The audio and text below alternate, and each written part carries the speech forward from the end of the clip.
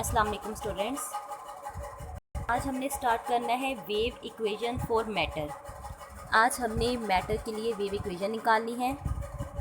In the formulation of the wave equation for matter waves Schrödinger made use of the Broglie relation between the momentum of the particle and the wavelength associated with the matter wave. बेटा Schrödinger ने क्या किया, de Broglie relation use किया था momentum और wavelength का। तो wavelength of matter wave is lambda is equal to H over P. यहाँ एच प्लांक्स कांस्टेंट है और पी क्या है, लीनियर मोमेंटम। तो पी की जगह हमने पुट कर दिया एम वी। तो हमारे पास पीछे आपने कल इक्वेशन पढ़ी थी, del square psi is equal to 4 pi square P square over H cut square. यहाँ आपके क्या किया है, लैम्डा की वैल्यू पुट की है। आपके पास यहाँ लैम्डा था, ठीक है, नीचे क्या था, लैम्डा था। तो आपने लैम्डा की वैल्यू पुट की है, क्या लैम्डा की वैल्यू आपने पुट की है पी ओवर एच, मतलब लैम्डा ओवर में था ना, लैम्डा ओवर में था। तो यहाँ लैम्डा जब आप ओवर में रखोगे तो क्या हो जाएगा, मतलब लैम्डा स्क्वायर था यहाँ, ठीक है। यहाँ ओवर में क्या था, आपने इक्वेशन 10 देखी है, लास्ट लेक्चर में मैंने बताई थी आपको। आपके पास था 4 pi square over lambda square, ठीक है। लैम्डा स्क्वायर की आपने वैल्यू पुट कर दी A square over P square. A square as it is रहा और पी स्क्वायर जो था वो नॉमिनेटर में चला गया। तो डेल स्क्वायर लैम्डा किसके इक्वल आ गया, -4 pi square P square over A square psi. अब टोटल एनर्जी किसके इक्वल आती है बेटा, यहाँ ई टोटल एनर्जी को रिप्रेजेंट कर रहा है, किसके इक्वल है, टी प्लस वी। टी आपके पास काइनेटिक एनर्जी है और वी आपके पास क्या है, पोटेंशियल एनर्जी। अगर आपने काइनेटिक एनर्जी निकालनी है तो टी को इस साइड पर रहने दें, वी को दूसरी साइड पर ले जाएं, तो क्या आ जाएगा, T is equal to E minus V. तो बेटा टी की जगह हाफ एम वी स्क्वायर आ गया, ई माइनस वी जो है वो एज इट इज़।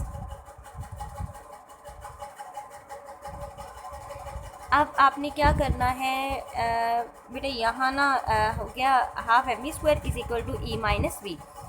अब आपने मोमेंटम बनाना है यहाँ। तो देखिए momentum P is equal to M V है। मोमेंटम किसके इक्वल होता है, यहाँ बेटा मुझे ना पी स्क्वायर की वैल्यू चाहिए, ठीक है। यहाँ पी स्क्वायर की वैल्यू चाहिए, तो यहाँ मैं मोमेंटम की टर्म में इसको लिखूंगी, ठीक है। मोमेंटम की टर्म में लिखूंगी तभी मैं ये वैल्यू यहाँ पुट कर सकती हूँ इस इक्वेशन में। तो बेटा पी स्क्वायर बनाने के लिए देखिए यहाँ एम वी का स्क्वायर है, तो मुझे क्या चाहिए, मुझे पता है कि पी किसके इक्वल होता है, P is equal to M V, ठीक है। P is equal to M V. अब इस इक्वेशन को आपने क्या करना है, इसको मोमेंटम में कन्वर्ट करना है। देखिए बेटा आपके पास m है, v है, लेकिन यहाँ v का स्क्वायर है। तो आप क्या करोगे, m के साथ मल्टीप्लाई भी करोगे और m के साथ डिवाइड भी करोगे। तो जो जिस m के साथ आप मल्टीप्लाई करोगे तो वहाँ m स्क्वायर हो जाएगा और यहाँ v स्क्वायर ऑलरेडी है, तो एम वी का होल स्क्वायर कर लें और ओवर में क्या आ जाएगा m, ठीक है, 2m आ जाएगा। तो एम वी की जगह p पुट कर दें, ओवर में 2 आ जाएगा, 2m आ जाएगा, e माइनस वी जो है वो एज इट इज़ रहेगा। तो देखिए बेटा P square over 2m is equal to E minus V. 2m इधर डिवाइड हो रहा है तो जाके आ जाएगा मल्टीप्लाई। अब आपके पास पी स्क्वायर की वैल्यू आ गई है, तो बेटा वो यहाँ पुट कर दें इस इक्वेशन में ना, यहाँ पी स्क्वायर की वैल्यू पुट कर दें। तो क्या आ जाएगा, del square psi is equal to -4 pi square 2m E minus V psi over H square. अब आपने क्या करना है, अब बेटा आपने ये पूरी 4 2 8 हो गया, 8 पाई स्क्वायर एम हो गया over A square E minus V. ये पूरी टर्म जो है ये माइनस हो रही है तो जाके आ जाएगी प्लस, इज इक्वल टू 0। अब ये हमारे पास शुडिंजर वेव इक्वेशन है मैटर वेव के लिए। ये हमारे पास इक्वेशन 12 क्या है, शुडिंजर वेव इक्वेशन है फॉर मैटर। अब हमने क्या करना है, डेल स्क्वायर यूज़ करेंगे। डेल स्क्वायर आपको पता है किसके इक्वल होता है, डेल स्क्वायर जो है वो इक्वल आता है curly over curly X plus curly square over curly X square plus curly square over curly Y square plus curly square over curly Z square. तो वेव फंक्शन आपके पास साई है, तो यहाँ बेटा जो डेल स्क्वायर है ना, डेल स्क्वायर की जगह पुट कर दे curly square over curly X square, curly square over curly Y square, curly square over curly Z square, साथ साथ वेव फंक्शन साई जो है वो आता जाएगा। और plus 8 pi square M over H square E minus V psi is equal to 0। अब बेटा ये हमारे पास जो इक्वेशन 1 है इसको हम कैसे लिख सकते हैं, इक्वेशन 1 को थोड़ा सा हम लोगों ने सॉल्व करना है। देखिए ये इस साइड पर आपको क्या चाहिए, ई साई। कैसे सॉल्व करना है ज़रा ये देखें, आपके पास ये इक्वेशन है ना, curly del square psi plus 8 pi square M over A square E minus V into psi is equal to 0। अब बेटा आपने क्या करना है, इसको अंदर मल्टीप्लाई कर दें, del square psi as it is 8 pi square M और साथ क्या आ जाएगा ई साई, ठीक है, ओवर ए स्क्वायर माइनस और इसको अंदर मल्टीप्लाई किया 8 pi square M A square V into psi is equal to 0। अब आपने क्या करना है, अब आपने ये वाली टर्म इधर ही रहने दें बेटा, इसको भी उधर ले जाएं, माइनस डेल से स्क्वायर हो जाएगा और ये माइनस अब जाके आ जाएगा प्लस। अब आपके पास ये जो है 8 pi square M over A square, बेटा यहाँ ये मल्टीप्लाई हो रहा है तो जाके डिवाइड कर दे, डिवाइड करेंगे तो ये टर्म जो है वो उलट जाएगी, ए स्क्वायर ऊपर चला गया, 8 पाई स्क्वायर एम जो है वो नीचे आ जाएगा। देखिए इसके साथ भी मल्टीप्लाई होगी और इसके साथ भी मल्टीप्लाई होगी। तो देखिए बेटा ई साई इधर आ गया, माइनस डेल से साई आ गया, ये भी एज इट इज़ आ जाएगा। यहाँ देखिए बेटा 8 पाई स्क्वायर एम इसके साथ कट गया, ए स्क्वायर इसके साथ, पीछे क्या बचा, वी साई बचा। ठीक है, अब देखिए इसमें ई साई एज इट इज़, और ये जो था इनमें से आप बेटा ऐसा करें साई कॉमन ले लें, साई कॉमन ले लिया, पीछे minus del square A square 8 pi square M और साथ क्या बचा, वी बच गया। तो देखिए ये चीज़ आई है। ठीक है, ये आपके पास आ गया। अब एज आपने लेना है 2 पाई एज कट के इक्वल, तो यहाँ एज की जगह पुट कर देना है आपने 2 पाई एज कट। तो जब आप एज की जगह, इस एज की जगह 2 पाई एज कट करोगे, पुट करोगे, तो बेटा कटिंग होगी। ठीक है, 2 के साथ मतलब यहाँ 2 है, कटिंग आप करोगे, कटिंग हो जाएगी, पीछे क्या बचेगा, कटिंग के बाद h cut square 2m del square plus v is equal to E psi. आपने सिंपली क्या करना है, यहाँ एज स्क्वायर की जगह ना 2 पाई एज कट पुट करो, कटिंग के बाद आपके पास आंसर आ जाएगा minus as cut square over 2m del square plus v into psi is equal to E psi. अब बेटा ये जो पूरी टर्म है minus A square over 2m del square plus v, ये आपके पास है एज के इक्वल, और एज आपके पास क्या है, हैमिल्टोनियन ऑपरेटर। एज क्या है, हैमिल्टोनियन ऑपरेटर। तो Hamiltonian operator is equal to energy operator. ठीक है, ये साई जो है साई के साथ कैंसिल आउट हो जाएगा, या साई हमारे पास क्या है, वेव फंक्शन है। बेटा ये हमारे पास अब this is called operator form of Schrodinger wave equation, ये श्रोडिंगर वेव इक्वेशन की ऑपरेटर फॉर्म है।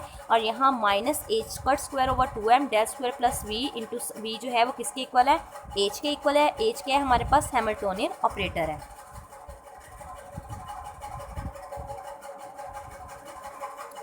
अब बेटा विजुअलाइजेशंस ऑफ वॉल्यूम एलिमेंट। अब बेटा यहाँ क्या है, consider a point in space whose coordinates are X Y Z. आपने क्या करना है, एक पॉइंट पी ले लेना है।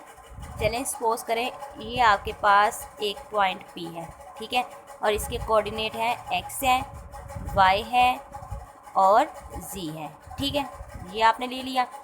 एक और यहाँ फासले पर एक और पॉइंट पी ले लें, ठीक है, उसके कोऑर्डिनेट्स ले लें, x प्लस डेल एक्स है और y प्लस डेल वाई है और z प्लस डेल z है।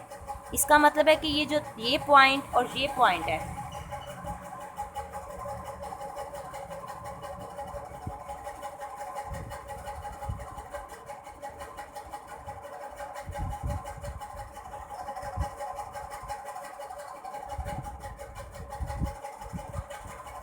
इसका मतलब है कि ये पॉइंट और ये पॉइंट है, इस पॉइंट के कोऑर्डिनेट्स क्या हैं, एक्स वाई जी, और इस पॉइंट के कोऑर्डिनेट्स है X plus D X, Y plus D Y, Z plus D जी।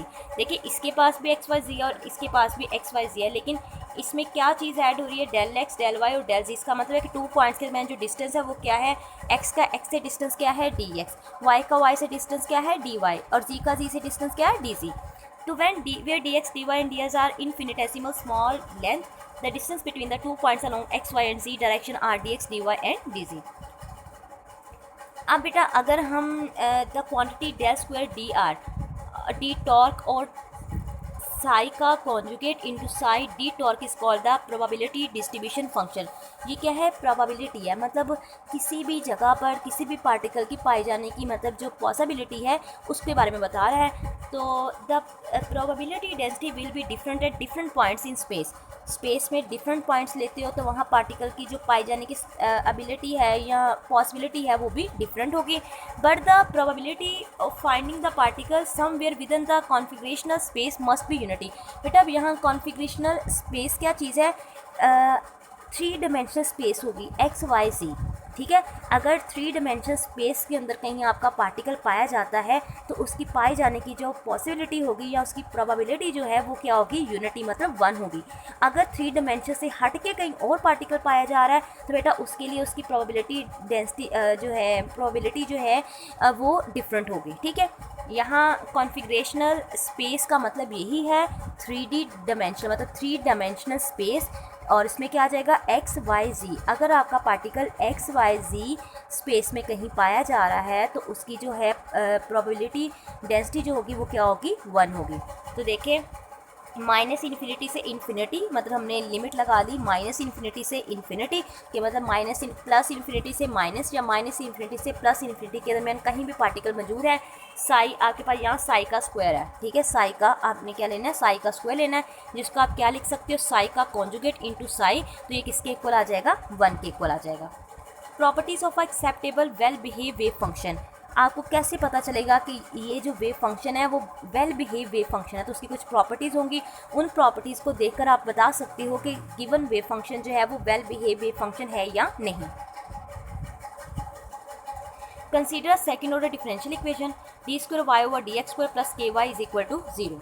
अगर हम इसका सोल्यूशन लिखना चाहें तो y is equal to a1 e raise to power iota kx plus a2 e raise to minus iota kx।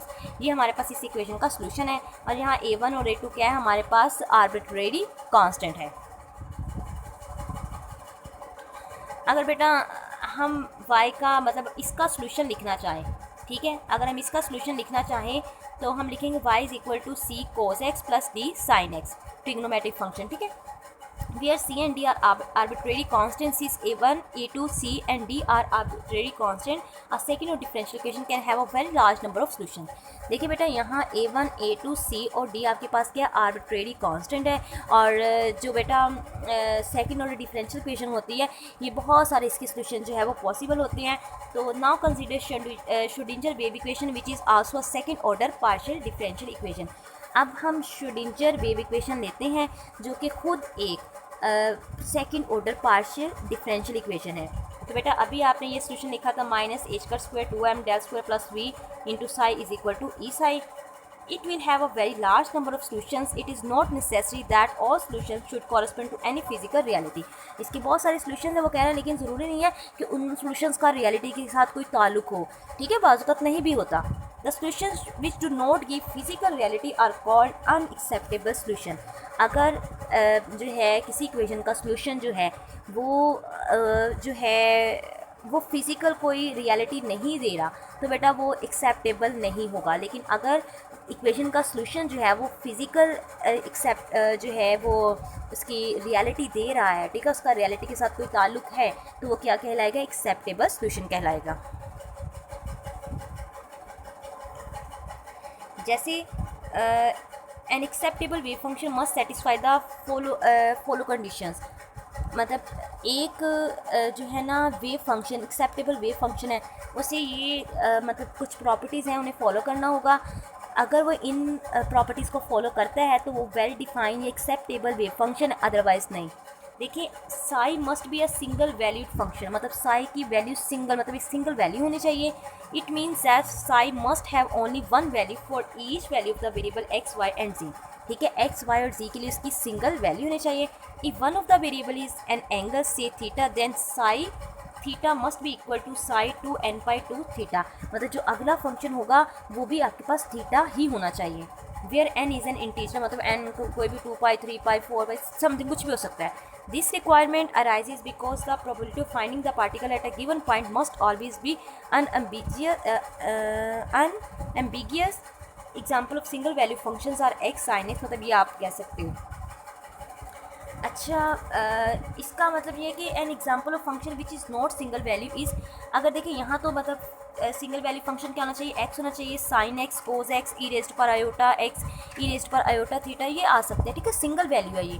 लेकिन अगर इस तरह आ जाए x² इज इक्वल टू 4, तो यहाँ आप इसे सॉल्व करोगे तो x की वैल्यू -2 और +2 आएगी, ठीक है, तो ये इसका सिंगल सोल्यूशन तो नहीं है, तो इसलिए ये एक्सेप्टेबल नहीं होगा, फंक्शन जो है वो एक्सेप्टेबल नहीं होगा।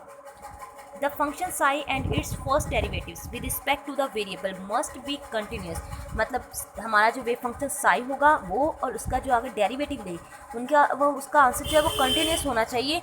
ऐसा नहीं होना चाहिए कि कहीं भी जाकर मतलब आप एक्स की वैल्यू में सडन चेंज करो तो उस चेंज की वजह से जो है वो रिज़ल्ट जो है वो चेंज हो जाए। मतलब रिज़ल्ट जो है वो एक कंटिन्यूस रहना चाहिए, जो एक फ़्लो के साथ जो रिज़ल्ट चल रहा है उसी फ्लो के साथ इसको चलते रहना चाहिए।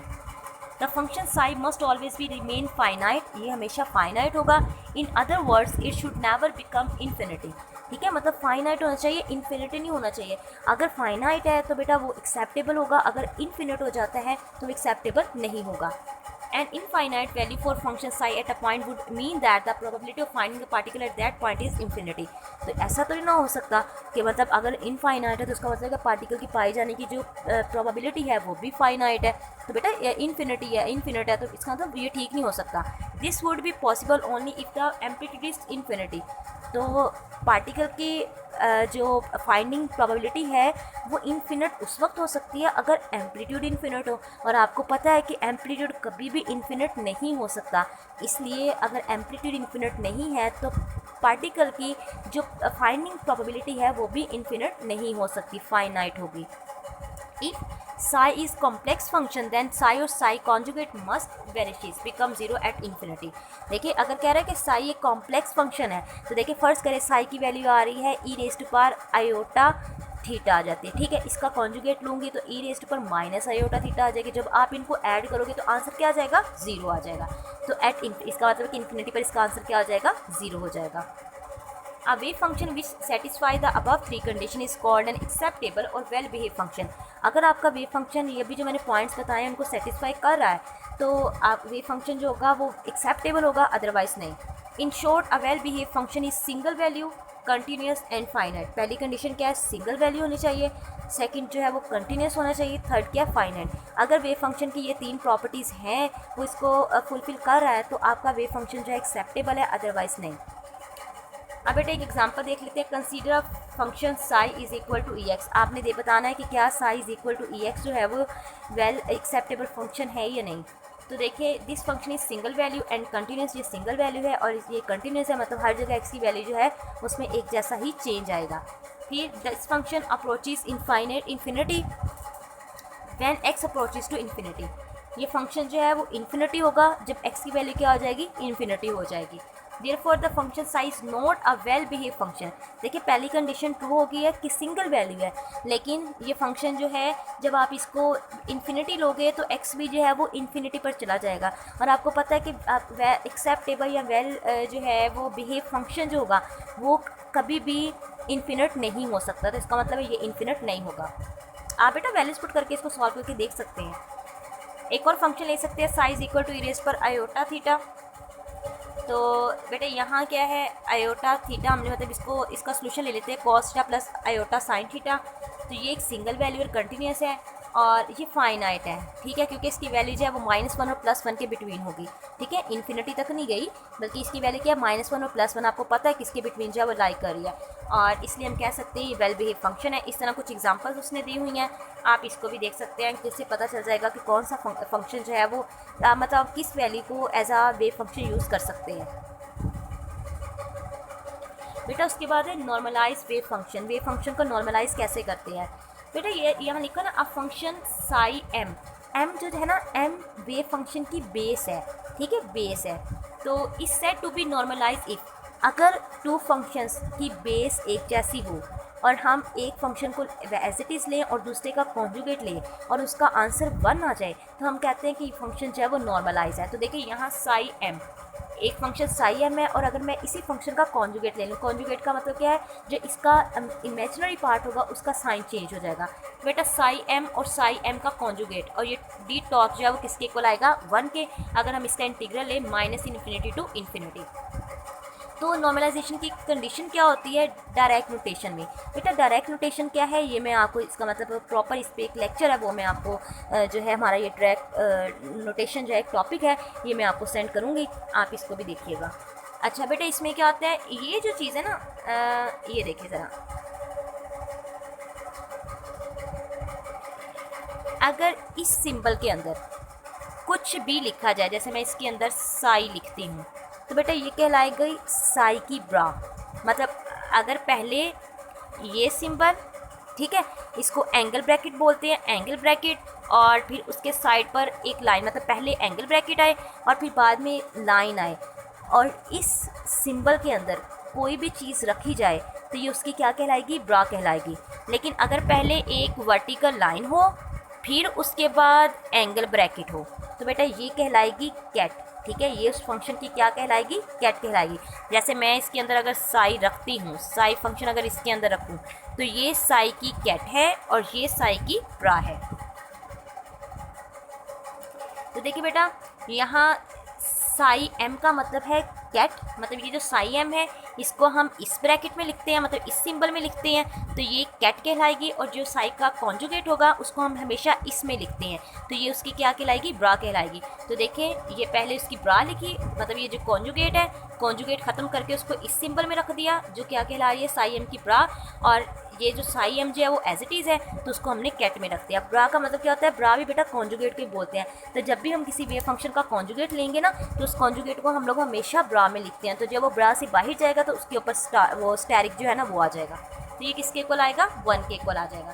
तो सपोज -∞ to ∞ साई एम का कॉन्जुगेट डी टॉर्क, ये किसके इक्वल आ गया, n के। ठीक है, इसको हमने किसके इक्वल ले लिया, n के इक्वल ले लिया। तो अभी हम एक एग्जांपल के साथ इसको देखते हैं। यहाँ बेटा n जो है वो नॉर्म ऑफ द फंक्शन, मतलब फंक्शन का क्या कहलाएगा, नॉर्म कहलाएगा। If the norm n is unity then function psi is said to be normalize. मतलब अगर n की वैल्यू क्या आ जाए, 1 आ जाए, तो हम कहेंगे हमारा फंक्शन जो है वो नॉर्मलाइज हो गया है। Any function can be normalize by multiply it with a constant known as normalization constant और नॉर्मलाइजेशन फैक्टर। हम किसी भी फंक्शन को नॉर्मलाइज कर सकते हैं अगर हम उसको किसके साथ मल्टीप्लाई करें, एक कांस्टेंट के साथ मल्टीप्लाई करें, और वो कांस्टेंट क्या कहलाएगा, नॉर्मलाइजेशन कांस्टेंट या factor. If C is normalization constant, अगर बेटा सी हमारे पास नॉर्मलाइजेशन कांस्टेंट है तो psi M is normalize wave function. तो ये हमारे पास क्या होगा, psi M is normalize wave function. हम इसको यूँ लिखेंगे -∞ to +∞। सी आपके पास नॉर्मलाइजेशन कांस्टेंट है, साई आपको क्या चाहिए, साई एम और उसका कॉन्जुगेट चाहिए। तो बेटा पहले सी, ये पूरा वेव फंक्शन है हमारे पास, ठीक है, पूरा आप लिखे, साई जो है वो किसके इक्वल है, सी साई एम के। तो c psi m as it is, फिर हमें इसका क्या चाहिए, कॉन्जुगेट चाहिए। तो हम यहाँ क्या करेंगे, सी कांस्टेंट है तो सी का आपने कॉन्जुगेट नहीं लेना, कांस्टेंट का कॉन्जुगेट नहीं आता, वेव फंक्शन का कॉन्जुगेट आएगा। तो बेटा साई एम का साई कॉन्जुगेट ये किसके इक्वल आ जाएगा, 1 के इक्वल आ जाएगा। अब सी स्क्वायर को बाहर निकाले, अंदर क्या बचा, साई एम और साई एम का कॉन्जुगेट, ये किसके इक्वल है, 1 के। तो बेटा इसको नॉर्मलाइज किया तो इसका पूरे का आंसर हमने पीछे क्या पढ़ा है, n, तो इसकी जगह क्या आ जाएगा, n। तो आपने c निकालना है, n उधर जाकर क्या आ जाएगा, डिवाइड, स्क्वायर को खत्म करने के लिए स्क्वायर रूट लिया तो c किसके इक्वल आ जाएगा, 1/√n के। तो this normalization constant is equal to the reciprocal of the square root of the norm, ठीक है, इक्वल आएगा। अब बेटा normalize a wave function psi M is equal to E iota theta between limit 0 and 2 pi. पहले limit क्या दी है, -∞ to ∞। अब limit क्या लेनी है, 0 से 2 पाई। फंक्शन आपके पास क्या है, मतलब साई एम और साई एम का कॉन्जुगेट चाहिए। अगर ये साई एम है तो बेटा इसका कॉन्जुगेट क्या होगा, E raise to power minus iota theta. इसका कॉन्जुगेट क्या आएगा, साई एम, इसका conjugate is equal to E raise to power minus iota theta. ठीक है, क्या आ जाएगा, माइनस आयोटा थीटा आ जाएगा। तो साई एम हमने क्या लिखना है, यही चीज़, साई एम और साई एम का कॉन्जुगेट, साई एम की जगह लिखेंगे ई रेज़ टू पावर, अच्छा पहले कॉन्जुगेट उसने लिखा हुआ है तो उसकी जगह क्या आ जाएगा, E raise to power minus iota theta. फिर साई एम की जगह क्या आ जाएगा, E raise to power iota theta. बेटा आप देखें इनकी बेस सेम है, इसकी बेस भी ये है, इसकी बेस भी ये है, इनको ऐड करेंगे तो minus iota theta plus iota theta 0 हो जाएगा, ई रेज़ टू पावर 0 1। तो क्या आ जाएगा इसका डी थीटा, इसको करेंगे 0 से 2 पाई करेंगे, 2 पाई माइनस 0, तो 0 तो 0 रहेगा, थीटा 0 0 हो जाएगा, 2 पाई आ जाएगा। तो 2 पाई किसके इक्वल आ जाएगा, नॉर्म, नॉर्म का मतलब क्या है, n। 2 पाई किसके इक्वल आ गया, n। तो ये वाला फॉर्मूला लिखेंगे, c is equal to 1/√n, ठीक है, नॉर्मलाइजेशन कांस्टेंट, तो n की जगह क्या पुट करूँगी, 2 पाई। नॉर्मलाइजेशन वेव फंक्शन इज, अब बेटा ये आपने कर लिया इसको नॉर्मलाइज, ठीक है, ये आपने इसको नॉर्मलाइज कर लिया है। ये देखिए नॉर्मलाइज वेव फंक्शन क्या आ जाएगा, साई एम किसके इक्वल आ जाएगा, 1/2 पाई। और देखिए बच्चे कहाँ गया, ये देखिए साई एम, ठीक है, इसको नॉर्मलाइज किया मतलब E raise to power theta as it is, और यहाँ जो कांस्टेंट था उसकी जगह आपने मतलब सी की जगह क्या पुट कर दिया, 1/2 पाई √2 पाई। देखिए ना, इसके साथ कांस्टेंट आपने खुद लगाना है, जैसे इसके साथ लगाया था ना आपने, ये देखिए इसके साथ मतलब साई के साथ सी लगाया था, तो यहाँ भी सी आएगा। उसने दिया नहीं है, देखिए उसने यहाँ सी दिया नहीं है, लेकिन आपने लगाना है। तो सी निकालना है, एंड पे उसकी वैल्यू पुट करनी है साई एम। यहाँ सी था, उसने लगाया नहीं, लेकिन आपने सी लगाना है, सी की जगह ये वैल्यू पुट कर दे और psi function as it is आ जाएगा। इसको नॉर्मलाइज कर दिया आपने। अब बेटा देखिए, it can also be normalize as c normalization concept, ठीक है ना, अभी जैसे मैंने बताया वो बिल्कुल वैसे ही आपने करना है। अगर बेटा system is defined by the wave function, अगर वेव फंक्शन ये है बेटा, क्या आप इसको नॉर्मलाइज कर सकते हो कांस्टेंट ए के लिए? यहाँ कांस्टेंट ए निकालना है, जैसे पीछे सी निकालना है ना, वैसे ए निकालना है। तो बेटा ये आपने खुद करना, मुझे करके बताना है कि कैसे आपने ये किया है। इसी तरह आपने इस फंक्शन को भी नॉर्मलाइज करना है, एक्स की जगह आपने एक्स नोट बस पुट करना है, ठीक है, एक्स की जगह क्या होगा, एक्स नोट पुट करना है। अब बेटा ऑर्थोगोनल वेव फंक्शन क्या होता है? देखो ऑर्थोनॉर्मल जो है या नॉर्मलाइजेशन में क्या होगा, आपने साई एम और साई एम की कॉन्जुगेट मतलब आपने लिया था, दोनों की बेस सेम थी, दोनों की बेस में क्या था, एम एम आया था। लेकिन बेटा अगर बेस डिफरेंट हो जाए, एक हो जाए साई एम, देखिए एक साई एम हो जाए, एक साई एन, देखिए इसकी बेस एम है और इसकी बेस एन है, मतलब ये एक अलग वेव फंक्शन है, ये एक अलग वेव फंक्शन है। अगर हम इनको मल्टीप्लाई करते हैं तो ठीक है, तो इसका आंसर कभी भी 1 नहीं होगा, इसका आंसर हमेशा 0 आएगा। तो देखिए -∞ to ∞ साई एम का कॉन्जुगेट और साई एन आ जाएगा, डी हो जाएगा। और फिर आपने क्या करना है, साई एम जब आप इसको चेंज करोगे तो ऐसा हो सकता है कि साई फिर साई एन की का मतलब ये जो चीज़ है किसकी इक्वल आएगी, साई एन के कॉन्जुगेट और साई एम की, ठीक है। अगर देखें साई एम का कॉन्जुगेट साई एन के मतलब यही चीज़ है, तो ये इक्वल आएगी इसके कॉन्जुगेट के, और ये टर्म जो है वो एज इट इज़। तो इसका आंसर क्या होना चाहिए, 0। क्यों 0 है, क्योंकि देखिए बेसिस जो है वो डिफरेंट है। मतलब अगर सेम बेसिस हो और एक फंक्शन एज इट इज़, दूसरा उसका कॉन्जुगेट ले, वो हमेशा 1 के इक्वल आएगा। लेकिन अगर बेसिस डिफरेंट हो और एक का सिंपल वेव फंक्शन है, दूसरा उसका कॉन्जुगेट है, तो उसका आंसर हमेशा क्या आ जाएगा, 0 आ जाएगा। तो यहाँ 0 आ गया, तो आप इसको यूँ भी लिख सकते हो। देखिए यहाँ साई एम का कॉन्जुगेट है, तो इसका मतलब है साई एम की क्या है, ब्रा है, और साई एन सिंपल है, तो ये क्या है, कैट। ये किसके इक्वल आएगा, यहाँ साई एन का कॉन्जुगेट है, मतलब साई एन की ब्रा है, और साई एम जो है वो कैट में, तो किसके इक्वल आएगा, 0 के। तो ये क्या होगी, ऑर्थोगोनल कंडीशन होगी।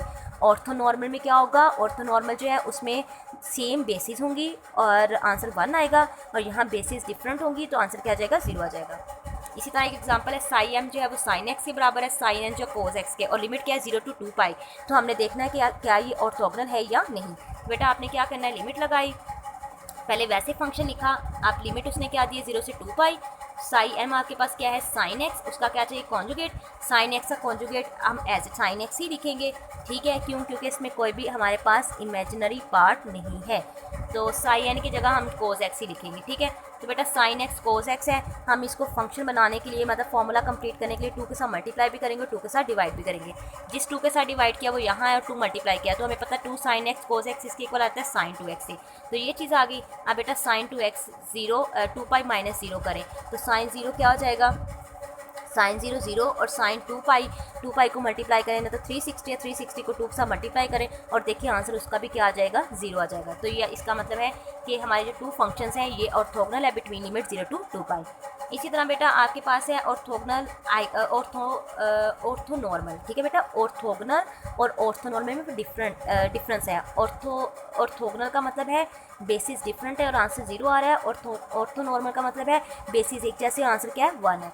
अब ऑर्थोनॉर्मल आइगन फंक्शंस क्या है, consider psi 1 psi 2 psi 3 is a set of eigen functions such that every wave functions is normalize. ठीक है, नॉर्मलाइज किस तरह होगा कि मतलब दोनों की मतलब सेम बेसिस वालों को अगर हम मल्टीप्लाई करते हैं उसका कॉन्जुगेट लेकर उसका आंसर हमेशा 1 आएगा, ठीक है। बहुत सारी बेसिस हैं, ये आइगन फंक्शन होगा किस तरह, अगर every wave function is normalize, हर वेव फंक्शन जो है वो नॉर्मलाइज हो जाएगा, मतलब साई 1 है तो साई 1 का एक कॉन्जुगेट लूँ तो इसका आंसर क्या आना चाहिए, 1। तो देखिए psi M conjugate psi M किसके इक्वल है, 1 के इक्वल है। इसके अलावा बेटा any 2 functions of this set are orthogonal, मतलब 2 सेट लेंगे तो वो ऑर्थोगोनल होंगे। देखिए साई 1 और साई 2 लूँगी तो साई 1 और साई 2 डिफरेंट वेव फंक्शंस है, तो इनका आंसर क्या आना चाहिए, 0 आना चाहिए। तो देखिए साई एम साई एन जो है वो किसके इक्वल आ जाएगा,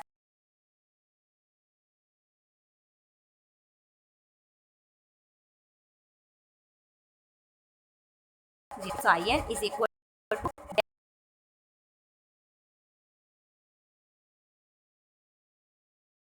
एल अगर 1 के इक्वल है तो नॉर्मल कंडीशन है, और अगर दोनों इक्वल नहीं आ रहे तो ऑर्थोगोनैलिटी कंडीशन है। तो बेटा यहाँ क्रोनिकल डेल्टा है, ये जो है ना डेल्टा एम एन है, इसको हम क्रोनिकल डेल्टा बोलते हैं। तो बेटा आज के लिए इतना ही काफ़ी है, बाकी हम कल करेंगे। ठीक है, ओके स्टूडेंट्स, टेक केयर, अल्लाह हाफिज़।